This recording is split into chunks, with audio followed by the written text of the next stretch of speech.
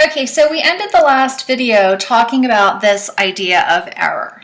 And I raised the example of the SATs. So we're actually going to start over here before I go through the examples of experimental error. So I want you to imagine that you took the SATs more than once. Now, many of you may have. And if you did, just think about your actual scores. If you didn't, just imagine that you took it a second time. The vast majority of people that retake the SATs get a different score when they retake it. And when you think about it, this doesn't make a whole lot of sense because the SATs are supposed to be a measure of your basic math and English and writing skills. So anytime you take it, you should get the same score. It's kind of the same thing with an IQ test, right? Your IQ measures your basic intelligence. So it doesn't matter whether you take an IQ test today or whether you take one a month from now, you should get about the same score. But with the SATs, there's an added twist. So even though it's a basic measure of your math and language and writing ability, there are some things that can shift your score. And so I just put a couple of them up here, and we can kind of go through these rather quickly.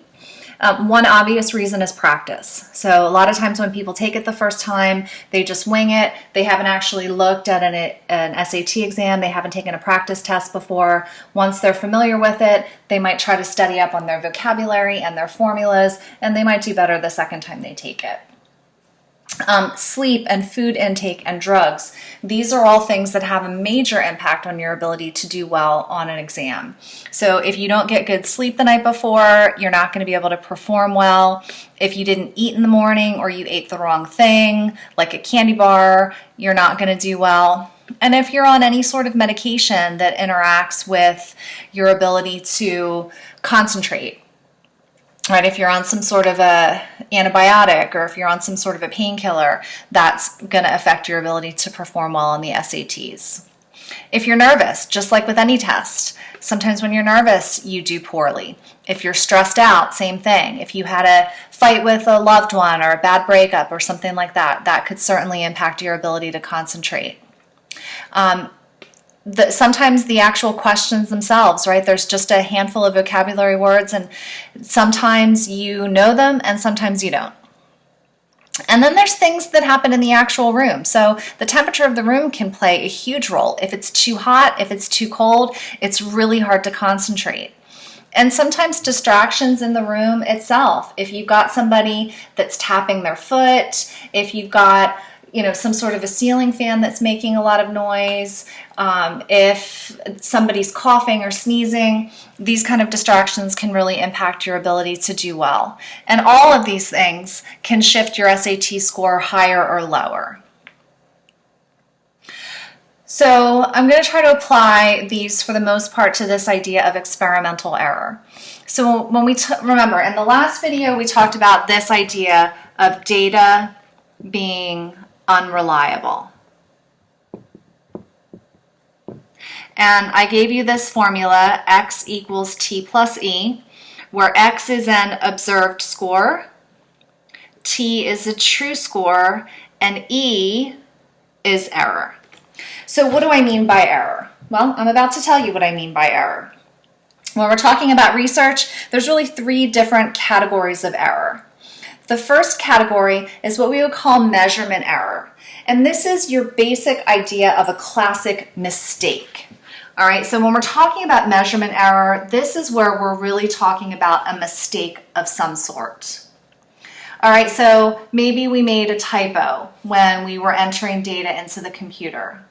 So you're taking the SAT online, you meant to click A, but by accident you clicked C. Maybe when in the last video you were counting up the number of times I said so, you counted incorrectly. All right, something like that. Measurement error, you're doing something as a researcher where you are actually measuring something by mistake. The second type of error is what we would call variation in testing. And there's really two different types of variation in testing. So there's variation in the test environment and variation in how the test is administered. All right, so thinking about this from the perspective of the SATs, an example of a variation in the test environment would be the temperature of the room. So if you take it one time and the room is a nice, 68 to 72 degrees, you're probably going to do better taking it in that temperature than you are if the room is 90 or if the room is 50. Another type of experimental error is error in terms of how the treatment itself is administered. So if you have taken the SATs more than once, you know that the order of the sections is random. So I think you have 2 math, 2 English, I think 1 writing, and then there's a bonus section.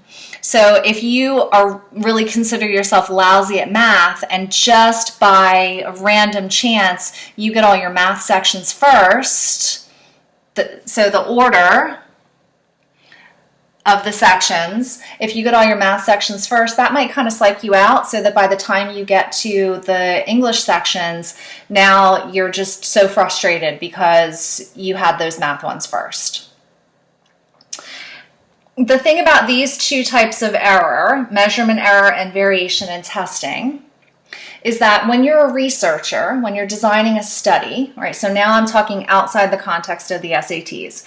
When you're a researcher and you're designing a study, measurement error is something that you can easily control as a researcher. You just have to take your time. Be careful. If you're worried you're going to make a typo, have somebody check your work, do it slowly. Variation in testing, same thing. If you're worried that variation in testing is going to contribute error, you just have to do it really carefully. Make sure that the test environment is always the same. If you're worried about the temperature, make sure the thermostat in the room is always set to the temperature that you want.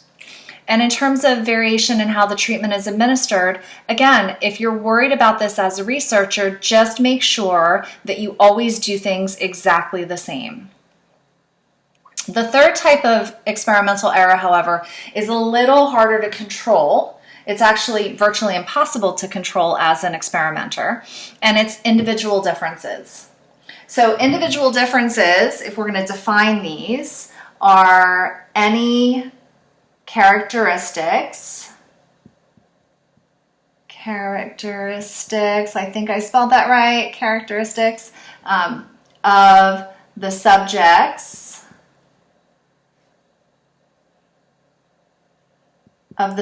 themselves. All right, so an individual difference is anything that makes you different from me. Or in the context of the SATs, it's anything that makes you, the first time you take it, different from you the second time you take it. So maybe the first time you took it, you didn't get a lot of sleep, and the second time you took it, you did get a lot of sleep. Maybe the first time you took it, you were on some sort of medicine that made it hard for you to concentrate, and the second time you took it, you weren't taking that medicine. Okay, these are individual differences. These are characteristics of the actual subjects themselves. And as a researcher, individual differences are the hardest to control. Again, I can be very careful to make sure that I don't introduce measurement error. I can be very careful to make sure that I don't vary my testing, but I really have no control over those individual differences that the subject brings to the table. And so if we're thinking about which source of error is the biggest and the most important, it is absolutely individual differences.